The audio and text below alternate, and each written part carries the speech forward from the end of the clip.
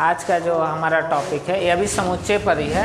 आज हमको पढ़ना है समष्टीय समुच्चय क्या होता है, ठीक है ना। सेट्स का यह पार्ट है, ठीक है। इसमें कुछ छूटा गया था, इसके बारे में पढ़ना है। तो आइए जान लेते हैं कि यह समष्टीय समुच्चय क्या होता है। देखिए, इसके पहले कई सारे समुच्चय जैसे उप समुच्चय आपको बताए गए थे, उचित उप समुच्चय बताए गए थे। इसी तरह से जो है कि समष्टीय उप समुच्चय समष्टीय समुच्चय है। तो समष्टीय समुच्चय क्या होता है कि यदि किसी निश्चित संदर्भ में दिए गए सभी समुच्चय एक निश्चित समुच्चय के उप समुच्चय हो तो इस निश्चित उप समुच्चय को निश्चित समुच्चय को समष्टि समुच्चय कहते हैं। और इसे जो है कि यू से ऐसे दर्शाया जाता है। ऐसे एक यू तरह से सिंबल होता है, इस सिंबल से जो है कि इसको दर्शाया जाता है। यानी इसको यूँ कह लिया जाए कि इसे यूँ कह लिया जाए कि निश्चित उप समुच्चय को समष्टीय समुच्चय हम कहते हैं, ठीक है ना। और इसको जो है कि इस ऐसे यू से दर्शाया जाता है। अगला जो हमारा टॉपिक है, इसके बाद जो है कि दिया हुआ है, अगला हमारा जो टॉपिक है घात समुच्चय, पावर सेट्स क्या होता है। देखिए, किसी भी उप समुच्चय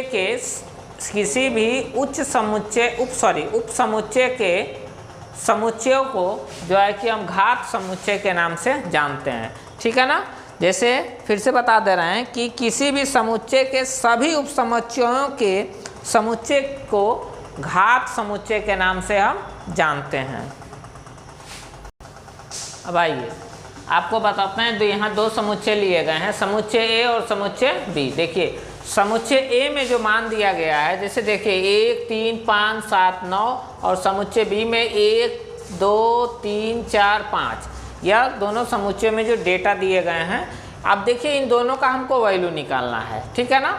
इन दोनों का वैल्यू निकालना है। जैसे समष्टि समुच्चय है, ठीक है ना, तो इन दोनों का हम यहाँ पे वैल्यू निकालेंगे। तो आइए हम इसमें पहले का वैल्यू यहाँ पे निकालते हैं।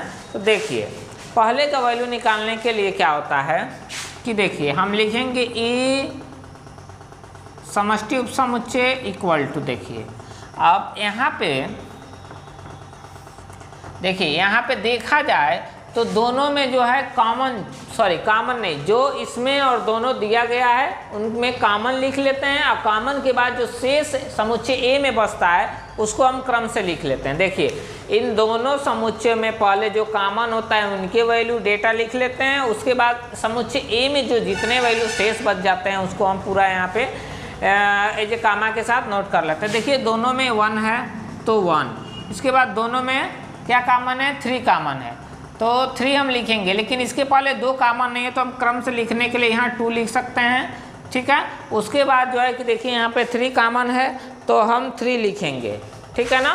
तो हम लिखे 3, और जो है कि यहाँ पे 4 दोनों में नहीं कॉमन है, एक में है तो हम क्रम से लिखने के लिए इसको पहले 4 लिख लेते हैं।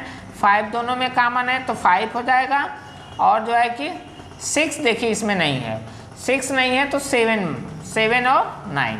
तो देखिए, इस तरह के दिए गए मान, ऐसे मान अगर पूछ देता है, अगर ऐसे दिए गए हैं 2 समुच्चय, तो हमको जो है कि हम इसको बहुत ही आसानी से यहाँ पे लिख सकते हैं। उसके बाद जो है, जो इसका मान निकालना होता है, सेकेंड का जो वैल्यू निकालना है, ये यूनियन बी यहाँ पे तो यहाँ पे देखिए, हमें बस जो कॉमन होता है वही वैल्यू लिखना होता है। जो कॉमन होता है वही वैल्यू हमको लिखना होता है। जैसे 1 कॉमन है और यहाँ पे 3 कॉमन है, और जो है देखा जाए तो 5 कॉमन है। तो जो ओनली 1 कॉमन होता है बस उसका नाम लिखा जाता है, ठीक है ना।